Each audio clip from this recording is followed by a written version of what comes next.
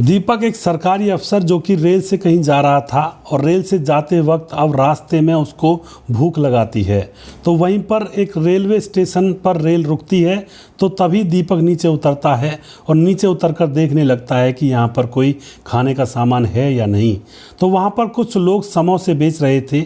उन लोगों में कुछ औरतें भी थी जो टोकरियाँ सर पर रख करके समोसे बेच रही थी। और उसके बाद दोस्तों दीपक एक औरत को बुलाता है समोसे लेने के लिए। वह औरत जब उसके पास आती है तो जब उन दोनों की नज़रें मिलती हैं तो दोस्तों एकदम से वह स्तब्ध रह जाते हैं। जो वह महिला थी वह दीपक की पत्नी ही थी, जिससे कि 4 साल पहले लड़ाई हुई थी और लड़ाई में वह घर छोड़ करके अपने मायके चली गई थी और अपने किसी प्रेमी के साथ भाग गई थी। आखिर क्या हुआ था उसके बाद दोस्तों यहाँ पर पूरी जानकारी हम लेने वाले हैं और वीडियो को अंत तक ज़रूर देखना, क्योंकि इन कहानियों से हमें बहुत कुछ सीखने को मिलता है और अपने जीवन में इन चीज़ों को जब हम अप्लाई करेंगे तो हमें बहुत कुछ यहाँ पर फ़ायदा भी होगा, क्योंकि छोटी छोटी गलतियों से बहुत बड़े बड़े कारनामे हो जाते हैं। नमस्कार, मैं हूं सुदेश कुमार और मेरे गोपाल चैनल में आपका स्वागत है। दोस्तों मधु नाम की एक लड़की है जो कि गवर्नमेंट जॉब की तैयारी कर रही है। उसके माँ बाप हैं। अब वह गवर्नमेंट जॉब की तैयारी तो कर रही है, पढ़ाई लिखाई काफ़ी हो चुकी है। माँ बाप देखते हैं कि उनकी बेटी शादी के योग्य हो चली है। अब माँ बाप उसकी शादी करना चाहते हैं, लेकिन मधु कह रही होती है कि बाबा मैं नौकरी प्राप्त करने के बाद ही शादी करूँगी। लेकिन उसके माँ बाप कह देते हैं कि तू चिंता मत कर, शादी के बाद भी हम तुझे पढ़ा देंगे और तू फिलहाल शादी कर ले, क्योंकि शादी का टाइम हो गया है। शादी जब गलत टाइम पर होती है तो बात बिगड़ जाती है। बेटी माँ बाप की बातों को मान लेती है और उसके बाद उसके माँ बाप उसके लिए एक लड़का ढूंढते हैं और लड़के का नाम होता है दीपक। अब दीपक से उस लड़की की शादी करवा दी जाती है। इधर दीपक जो होता है वह भी गवर्नमेंट जॉब की तैयारी कर रहा था, तो दोनों ही गवर्नमेंट जॉब प्राप्त करना चाहते थे। उसके बाद शादी बड़े धूमधाम से होती है और दीपक और मधु दोनों शादी के बंधन में बंधने के बाद अब मधु अपने पति के साथ वहीं पर ससुराल में रहने लगती है। वहाँ पर खूब काम धंधा करती है, अपने घर का काम और अपने सास ससुर से खूब प्यार करती है। अब दोस्तों वहाँ पर काम करते करते अब कुछ दिन गुजर जाते हैं, तकरीबन 2 महीने गुजर जाते हैं। दीपक अपनी गवर्नमेंट जॉब की तैयारी करने के लिए दिल्ली जाना चाहता है, तो वह दिल्ली चला जाता है और पीछे से मधु अब यहाँ पर मधु को अकेलापन काटता है। तो मधु अपने माँ बाप से फ़ोन करती है कि बाबा मैं आपके पास आना चाहती हूँ। तो उसके बाबा उसको बुला लेते हैं। दीपक से फ़ोन पर बात की जाती है कि हम मधु को बुला रहे हैं। दीपक कहता है कि ठीक है आप बुला लीजिए। माँ बाप मधु को बुलाने के बाद उसकी कोचिंग लगा देते हैं। अब कोचिंग में जाने लगती है जो मधु होती है। उसने पहले से बहुत सारे सरकारी जॉब के फॉर्म भर रखे थे और साथ में कोचिंग भी कर रही थी। अब दोस्तों 2-3 महीने के बाद पढ़ते पढ़ते अब उसकी सरकारी जॉब लग जाती है, नंबर आ जाता है। जैसे उसकी सरकारी जॉब में नंबर आता है तो उसका पति दीपक और उसके सास ससुर बहुत खुश होते हैं। दीपक आकर के पूरे गांव में लड्डू बंटवाता है कि उसकी पत्नी सरकारी अफसर बन गई है। और दोस्तों गाँव में लड्डू बंटवाए जाते हैं, खूब दीपक खुश था, पत्नी से बात करता है। अब दोस्तों यहाँ पर क्या होता है, मधु जो होती है वह अपने ऑफिस जाने लगती है और अपने मायके में ही थी। दीपक अपने पढ़ाई के लिए फिर से दोबारा दिल्ली चला गया था। मधु जैसे ही अपने ऑफिस में जाती है तो ऑफिस में एक लड़का था जिसका नाम था सोहन।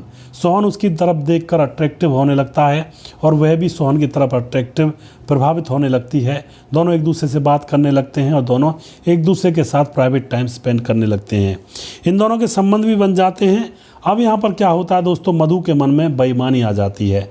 मधु सोचने लगती है कि मेरा पति तो अभी लगा ही नहीं है और क्या पता लगे, सरकारी जॉब ना लगे, लेकिन यह तो सरकारी जॉब में लगा हुआ है सोहन। अगर इससे मैं प्यार बढ़ाऊंगी और कल को अगर मैं इसके साथ रहने लगी तो मज़े ही मज़े हैं ज़िंदगी के अंदर। दोस्तों औरतें कई बार ये सोच जाती हैं ऐसे पॉइंट पर आने के बाद, जब उनकी खुद की कुछ कामयाबी हो जाती है तो लोगों को भूलना स्टार्ट कर देती हैं। अपने सुख का यहाँ पर कोई औरत सोचने लगती है और कोई औरत ऐसी भी होती है जो अपने परिवार के लिए सब कुछ न्योछावर कर देती है। अब यहाँ पर जो मधु थी वो उन औरतों में से थी जो औरतें सिर्फ अपना चाहती हैं। अब दोस्तों यहाँ पर क्या होता है, इन दोनों के फ़ोन नंबर एक दूसरे को आदान प्रदान कर दिए जाते हैं और फ़ोन अब तो जो मधु होती है अपने ससुराल आ जाती है और ससुराल में आने के बाद वह अपने प्रेमी सोहन पर लगातार 1-1 घंटे 2-2 घंटे फ़ोन पर बातें किया करती है। यह बात उसके सास ससुर को बहुत बुरी लग रही थी कि आखिर बहू किससे बात करती है। वह बार बार पूछते भी हैं कि बहू तो किससे बात करती है, बहुत देर तक बात करती है। तो उसकी बहू कहती है कि मैं अपने मम्मी पापा से बात करती हूँ। लेकिन दोस्तों जैसे ही सास ससुर उसके पास आया करते थे तो वह फ़ोन को काट दिया करती थी। रख दिया करती थी। इस बात से सास ससुर को उसके ऊपर शक होने लगता है और अपने बेटे दीपक के पास वो फ़ोन करते हैं कि तेरी बहू, तेरी पत्नी मधु दिन भर किसी से बात करती है और एक एक घंटे तक उसके साथ फ़ोन पर बात करती रहती है। अब यह बात दीपक को बहुत बुरी लगती है। वह वापस घर आता है। घर आकर के वह अपनी पत्नी के फ़ोन को चेक करता है और फ़ोन को चेक करता है तो उसको पता लग जाता है कि इसके ऑफिस का एक लड़का है जिसका नाम है सोहन और उसके साथ ये लगातार घंटों घंटों तक बात करती है। अब ये अपनी पत्नी को धमकाता है तो इसकी पत्नी रूठ करके अपने मायके चली जाती है और पीछे पीछे दीपक भी पहुंच जाता है। अपने ससुर से कहता है कि आपकी बेटी किसी से फ़ोन पर बात करती है। दोस्तों यह बात अब ससुर को बता तो दी जाती है, लेकिन जैसे ही वहाँ से वापस दीपक आता है तो ससुर से उसकी बेटी मधु कहती है कि बाबा मैं नौकरी लग गई हूँ इसलिए मुझसे यह जल रहा है, इसकी नौकरी अभी लगी नहीं है। तो यह बात अब पिता को लगता है कि बात शायद मेरी बेटी की सच है। उसके बाद वो अपनी बेटी को अपने पास ही रख लेता है और दोस्तों अब यहाँ पर अपनी बेटी के तलाक का केस वह गिरवा देता है। मधु भी अपने तलाक का केस दीपक के ऊपर डाल देती है। इन दोनों का तलाक हो जाता है। अब तलाक होने के बाद दीपक तो अपना पढ़ाई लिखाई में लगा हुआ था, मधु अपनी नौकरी में लगी हुई थी। अब दीपक को भी सरकारी नौकरी मिल जाती है और सरकारी नौकरी मिलने के बाद दीपक बहुत खुश होता है। अब सरकारी नौकरी मिलने के बाद 4 साल गुजर जाते हैं। माँ बाप दीपक से कहते हैं कि बेटा शादी कर ले। दीपक कहता है कि मैं अब शादी नहीं करूँगा, अगर ऐसी दुल्हन दूसरी आ गई तो मैं क्या करूँगा, कहाँ जाऊँगा। तो वह शादी तो करता नहीं है, अपनी नौकरी में व्यस्त था। एक दिन की बात है, वह दिल्ली जा रहा था रेल से। तभी दिल्ली जाते वक्त उसको भूख लगती है तो रास्ते में ट्रेन एक स्टेशन पर रुकती है और वहाँ पर वह समोसे खाने लगता है। तो समोसे बेचने वाली से कहता है कि मुझे समोसा दो।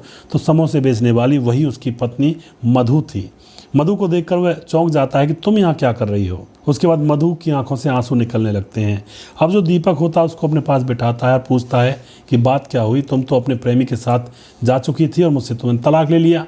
लेकिन मधु रोने लगती है और कहती है कि कौन सा प्रेमी, कैसा प्रेमी, जो मेरा प्रेमी था सोहन, मैं समझती थी कि उसके साथ घर बसाऊंगी। वह भी सरकारी नौकरी में है, मैं भी सरकारी हूँ, दोनों आराम से मस्त रहेंगे। लेकिन एक दिन की बात है, सोहन मेरे ऊपर सारी बातों को थोपता था और अपनी अपनी चलाता था, अपनी मर्जी से मुझे बाहर जाने देता, अपनी मर्जी से मेरे साथ पेश आता। मुझे यह बात बुरी लगती थी, मैं भी उससे लड़ जाया करती थी। अब सोहन मुझसे पीछा छुड़ाना चाहता था। एक दिन की बात है, ऑफिस में मैं बैठी हुई थी। सोहन ने कहा कि एक आदमी आएगा और तुम उससे पैसे ले लेना। दोस्तों ऐसे ही मधु बैठी हुई थी ऑफिस में, तभी कोई आदमी आया, उसने उससे पैसे ले लिए। तभी वहाँ पर दोस्तों वह रिश्वत के केस में पकड़ी जाती है और मधु की नौकरी चली जाती है। जैसे मधु की नौकरी चली जाती है, सोहन उससे पीछा छुड़ाना चाहता था और अब तो वह उससे कह देता है कि अब मैं तेरा क्या करूँगा, ना तेरी जॉब है ना तो कुछ है, बस मेरे ऊपर तू खर्चा बनकर रहेगी। उसके बाद दोस्तों मधु को याद आती है अपनी गलती कि इससे तो अच्छा मेरा पति था जो खुश था और यह तो मुझे अपने ऊपर बोझ समझ रहा है। वह अपने माँ बाप के पास जाती है रोती हुई, लेकिन माँ बाप भी उसको निकाल देते हैं क्योंकि माँ बाप को पता लग गया था तलाक होने के बाद कि उनकी बेटी में ही कमी है, क्योंकि बेटी ने ऑफिस में अपना नया प्रेमी बना लिया था। तो माँ बाप ने तो उनसे पहले ही कह दिया था कि तू हमारे घर से जा तो रही है लेकिन वापस मत आना। अब वह माँ बाप के पास भी किस मुँह को लेकर जाए, तो वह दोस्तों अब आ जाती है। उसके ऊपर रिश्वत का केस चल रहा था और वह अब अपना गुजारा चलाने के लिए अपनी सहेलियों से बात करती है। तो उसकी सहेली उसको गंदे धंधे में उतरने की सलाह देती हैं, लेकिन यहाँ पर मधु गंदे धंधे में उतरना नहीं चाहती है। वह कहती है कि मैं गंदे धंधे में नहीं उतरूँगी, मैं अपना जिस्म नहीं बेचूंगी, चाहे मैं भूखी मर जाऊं। उसके बाद वह रेलवे स्टेशनों पर समोसे बना कर बेचने लगती है और अपना पेट भर रही होती है। दोस्तों यह सारी बात मधु अपने पहले पति दीपक के सामने कहती है, रोने लगती है। दीपक सारी बात समझ चुका था और कहता है कि तुम्हारी सज़ा तो यही है जैसे तुमने मेरे साथ किया था।